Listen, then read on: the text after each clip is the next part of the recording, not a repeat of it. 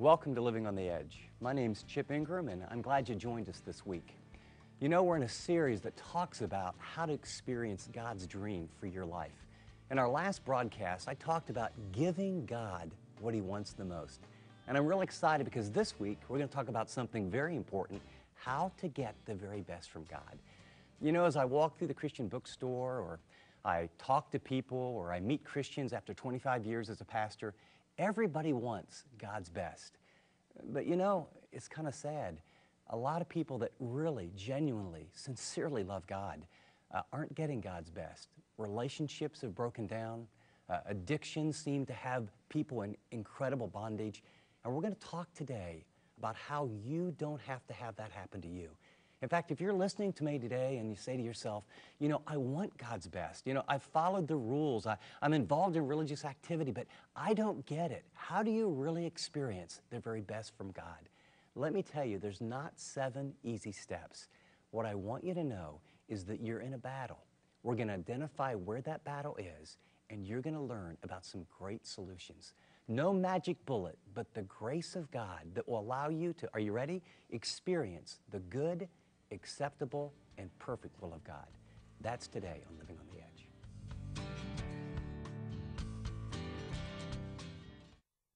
I want to begin this session with an email that I received from a lady who heard Romans chapter 12, verse 1. She writes, "Thanks so much for your broadcast this morning on becoming a Romans 12 Christian. I was saved when I was 13, but I've gone through a lot of hard times throughout college, and my relationship with God has been very up and down.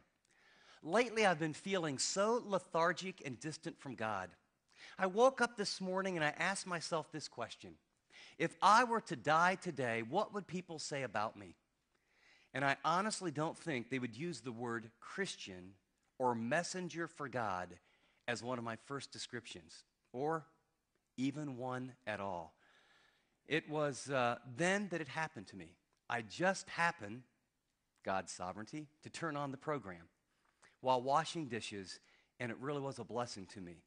I've been struggling so much with alcoholism and sexual immorality, and today, in bold capital letters, I decided to give all myself to God and to completely surrender myself to Him. So thank you, and God bless you." That's a very good email. It's a very sad email. I would like to say, that's such an exception of the emails I receive. I get scores, hundreds, thousands of emails, and I'm still trying to read them all. Long plane trips are very good in my life. And I would just tell you, this is so typical of what's happening in the body of Christ in America. I'm a Christian, I'm saved, I know the story, it's genuine, it's been up and down, I'm struggling with alcoholism and sexual immorality. I was running life my way, and it didn't work very well. And I heard, total commitment, absolute surrender is the channel through which God's biggest and best blessings flow. And I repented, changed my mind, and I decided I would do it God's way. And I wish I could read more and more emails of people who say, I've been a Christian 20 years or 17 years or 8 years. And then they tell me what happens 3, 6, and 9 months down the road. Here is a lady who spent the majority of her Christian life not getting the best from God. But God wanted to give her the best. But I think she had that negative view of total surrender or commitment. And she thought it was about sacrifice and being a martyr and renouncing and giving up everything. And, you know, I could never go there because I'll miss something. Well, she tell you what, she would have missed alcoholism and sexual immorality and all the stuff that goes with it. And probably a history of broken relationships. You know, we told 3 little parables, case studies. Remember John? No one felt sorry for John, right? And I thought, boy, I'd like to be in John's shoes, those gold coins. And no one felt sorry for Sheila. She had to give up her whole painting collection, but now she's got a Picasso. And no one felt sorry for the guy that found the treasure in the field. See, that was the positive lens. And by the way, just for some of you that are very internet savvy and thought to yourself, that sounds like an interesting book. And, you know, I went online, I Googled risk, reason in the decision-making process, and I came up empty. I have a small confession to make. Please don't be mad at me. No deception intended. Jesus made up parables to help people look at the lens of the truth in a way where he knew they couldn't hear it or see it if he told them in the traditional religious way. I made up that book. I made up both stories.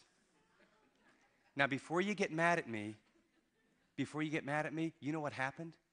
If I would have opened up and said, Matthew 13, here the hidden treasure, you would have gone, oh yeah, man, I've heard this, and I'm not sure. But you know what? Everyone in here, when it was like real, it could happen. When you started thinking about this 22 gold coins or a Picasso and getting really rich, and what you need to do is have the right knowledge and have the guts to make a decision, I'll tell you what, you were leaning forward. And you should have been. Here's what I want to tell you. At the price of thinking that I'm going to be deceptive, I'll never do that to you ever again. Please forgive me, okay? It was worth this because here's what I got to tell you.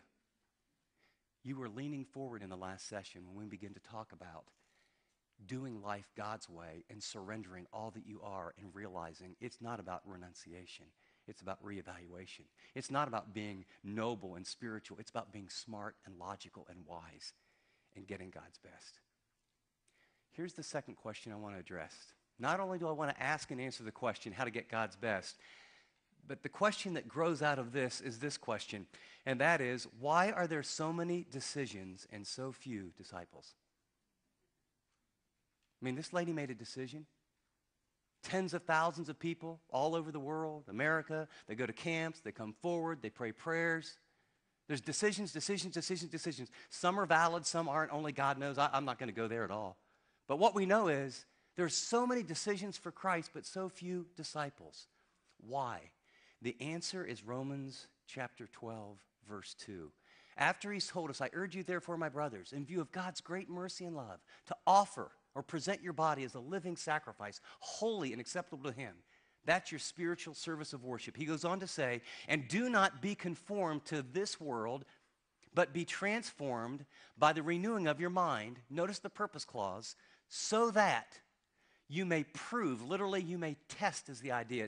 It's a picture of putting acid on a piece of ore or metal to find out the quality by experience of its validity. So you can test or prove what the will of God is, that which is good, acceptable, and perfect. Notice the structure of this passage. Negative command, positive command, purpose clause. Negative command, do not be conformed to this present world system. Positive command, instead be transformed by the renewing of your mind, purpose clause, so that you could test, experience, have God's will, that which is good, acceptable, and perfect.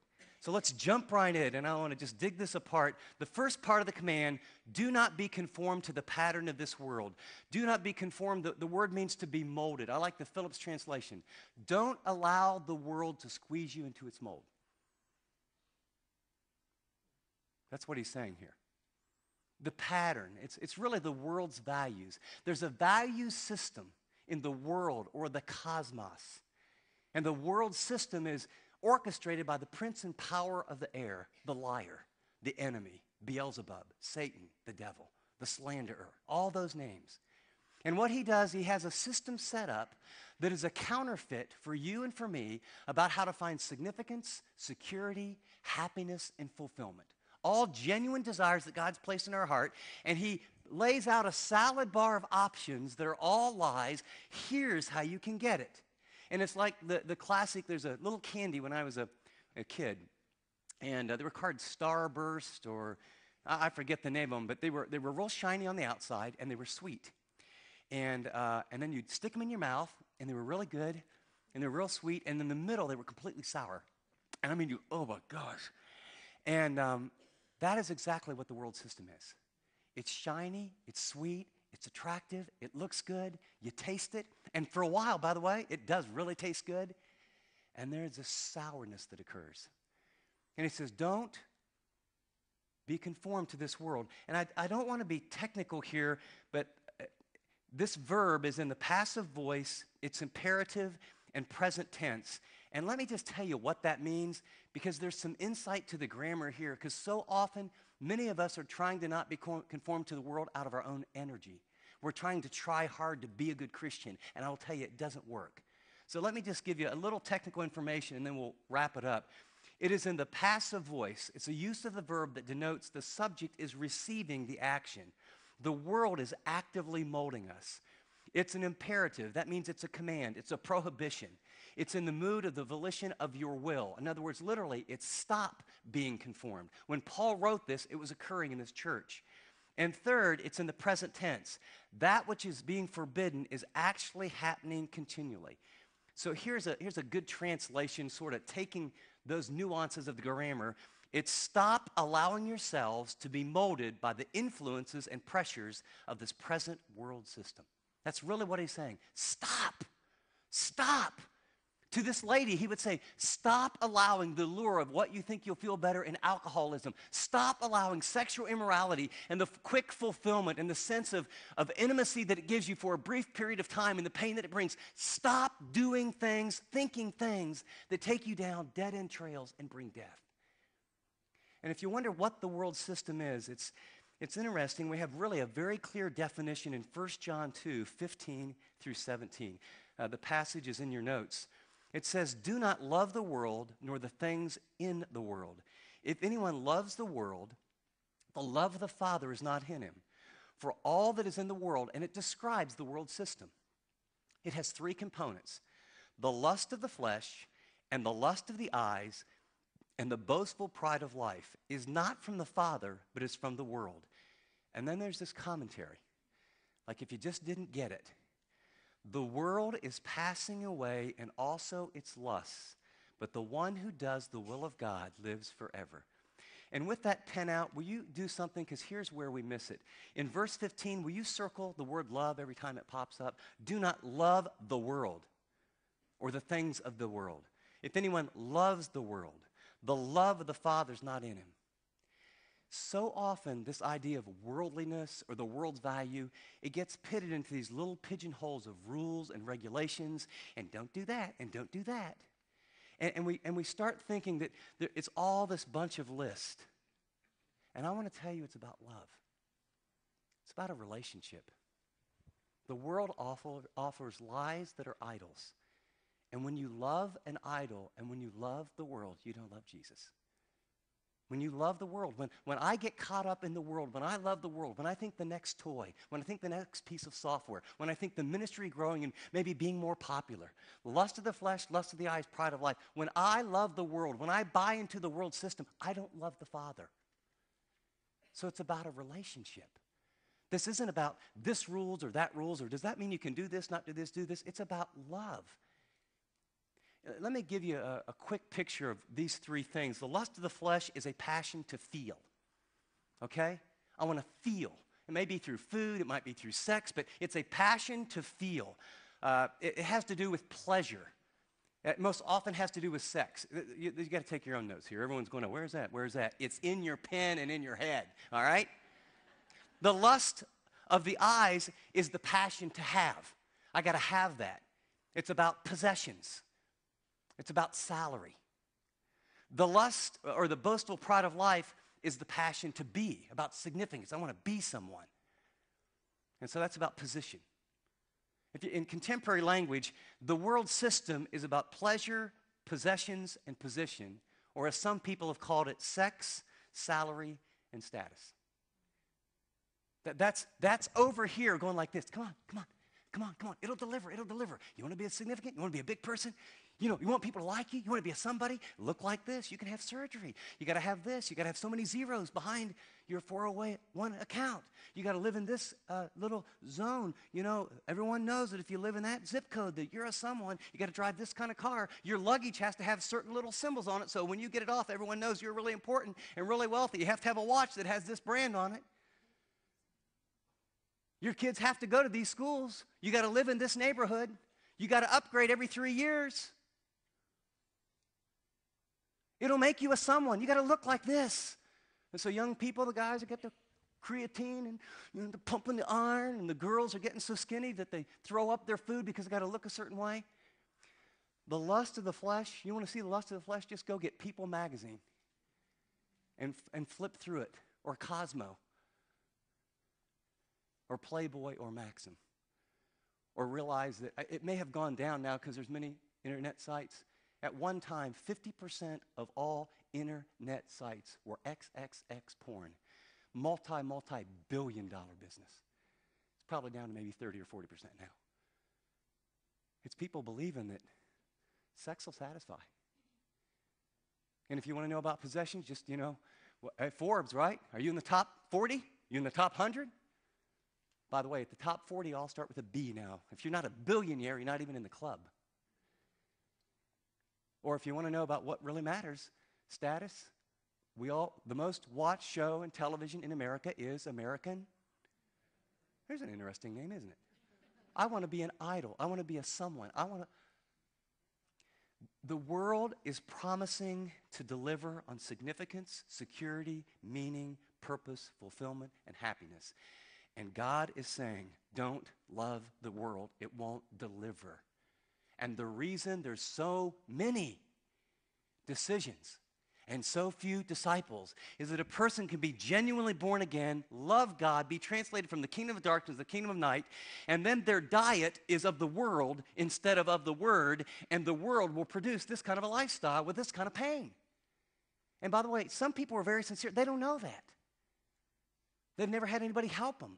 They don't know the truth. Others, it's a willful decision. But the first half is don't love the world, nor the things of the world. And then notice God's heart. He's not down on us. He doesn't want you to miss the best. The world's passing away. But he who does the will of the Father abides forever. Your soul and my soul is in a cosmic conflict. And the world system, the lust of the flesh, the lust of the eyes, and the pride of life are wooing you away. And by the way, it's where it started. Go to Genesis 3 and do the research. What three things were Adam and Eve tempted with? Lust of the flesh, lust of the eyes, pride of life. Jesus, when he was confronted with the enemy, what three things was he confronted with? Exact same things. Nothing new. Just a little bit different package. And a media system that absolutely delivers it like never before in human history all around the world. But getting God's best is not simply a matter of saying no to the world and the lies of its world's values. It's saying yes to the truth of God's word. It's understanding who you are and letting him change you from the inside out. So look at the second. The positive command is, but be transformed by the renewing of your mind. Be transformed. By the way, it's metamorphosis. It's, remember in 9th grade biology when, the little caterpillar, or I know there's a special name for it, but when the little caterpillar becomes a butterfly, it metamorphosizes, meta to change from the inside out. Or remember in Mark 9 when Jesus was transfigured? That's literally the word. Don't be conformed to this world, but be transfigured. What happened on the Mount of Transfiguration? Sometimes you can read that and you can gloss over it, and you somehow think that Jesus was there, and there's Peter, and there's John, and then Moses and Elijah show up, and a great light was shining down on him. That is not what the text says. What happened was he unveiled his glory to a level. And literally what he did is this human flesh, he pulled off the veil, and the light came out of him. And it was dazzling white, brighter than the sun. He was metamorphosized. It's from the inside out. That's God's plan for you. That's God's plan for me. Not conformed to the world, transformed, but how? By the renewing of the mind. Let me show you the grammar here because it's also instructive. Transformed is in the passive voice. God is the one who does this in our lives. Okay? In other words, you're the passive voice is the receiver of the action. In other words, God's the only one that can do this. Trying hard doesn't do this. Second, it's imperative. It's a command. We have a real responsibility to co-labor with him in transformation. Only God can do it, but you're not passive going, okay, God, change me. That's not how it works. Only God does it, but he's going to tell you and tell me, you have to get the raw material of my word in your mind so you stop believing those lies and you start focusing on this truth. And not only will you it's not just that you know the truth, but something will happen in your heart supernaturally where you will begin to believe the truth, and your attitude to the world, instead of, oh, I want it, I wish I could have it, but I know God doesn't want me to have it, you'll look at it and go, that's stupid. That's dumb. I don't want to be like Brittany. My heart goes out to Brittany. I don't want to make $23 million to dunk a basketball and put white stuff up my nose and have the world worship me and find every relationship and everything meaningful or significant. You know what? I don't think I want to be American Idol. I don't think I want to live the lotto. I read a book on all the people that won the lotto, and what happens to their life afterwards. I mean, it's like train wreck after train wreck after train wreck. Lord, what I want is enough money to do your will, and I don't want to be poor, and actually, I don't want to be too rich because it takes a lot of maturity. What I want is I want you.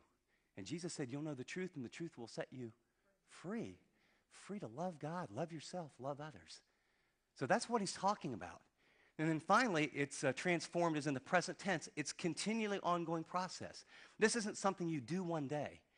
And so the translation I think that's helpful here is, but allow God to completely change your inward thinking and outward behavior by cooperating wholeheartedly, moment by moment, with the Spirit's renewing presence. So you're allowing God, notice where it starts, to change your inward thinking that leads to your outward behavior. There's choices you make. Walking with God isn't like this feel-good, I want to do what he wants me to do all the time. A lot of the time is, I know this is what I'm to do. Everything in me wants to go over here. And you say no.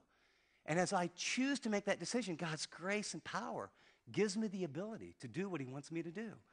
I love this passage in terms of the process in 2 Corinthians chapter 3, verse 18. Paul is talking about the old covenant and the new covenant. And as he talks about the old covenant in contrast to the new, he says, but we, all with unveiled faces, unlike Moses who would veil his face, beholding as in a mirror the glory of the Lord, are being transformed into the same image from glory to glory, just as from the Lord the Spirit. Would you circle the word beholding? See, reading the Bible, memorizing passages, being an authentic community, it's not a little list of activities that are like, okay, A plus B plus C plus D to the third power equals spiritual maturity. No, all those things are merely means of grace where in community you see the Christ in others. Where as you are reading the Word of God, the written Word becomes the living Word, and the living God speaks to you. And you ask him a question, and you're beginning to pray, and there's a big decision, and as you sit quietly, the Spirit of God brings a verse that you've memorized that lets you see it in this way, and you take a step of faith, and you watch God work. Transformation happens when you see and know Jesus. In fact, 1 John will tell us that we don't know what we're going to be like, but this is what we know. When we see him, we will what? Boom! We'll have that, theologians call it the beatific vision. When we see him, we'll be like him. And so the process of transformation is saying no to the world, yes to God. And as we see and behold him, notice, look at the verb tense after that. Look at the verb tense. Are being transformed. It's a process. It's not a big event. It's not just a one-time shot. It's not this super-duper experience. I hope you have lots of super-duper experiences. I want them too. But it's a process. Well, how does it happen? What's the means of transformation? How does this really work? I mean, practically. The means of transformation is by the renewing of your mind. It's thinking differently. It's thinking from a different perspective. It's thinking and having a worldview and looking at life the way God looks at life. The problem with all this talk about worldliness versus spirituality is we tend to get it just in those categories. In other words, God's view is that people really matter and things are used to help people. The world system is things really matter and you use people to get things. The world's view is it's me, me, me. You deserve a break today. I'm loving it. I've got the fun. Listen to just watch commercials. You want to know what the world is? Just watch commercials and say, what's the message? And God says, no, it's about loving me and putting others ahead of me. It's kingdom thinking.